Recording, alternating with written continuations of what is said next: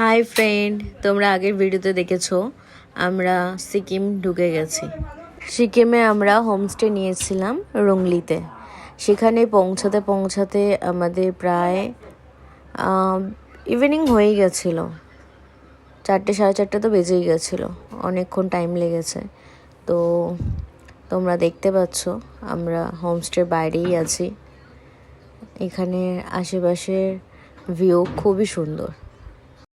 তোমরা দেখো আমাদের হোমস্টেটা কেমন ছিল। তোমাদের হোমস্টের ভিডিও আমি এই ভিডিওতে দিয়ে দিয়েছি, তোমরা দেখে জানিও। আর আমাদের হোমস্টে থেকে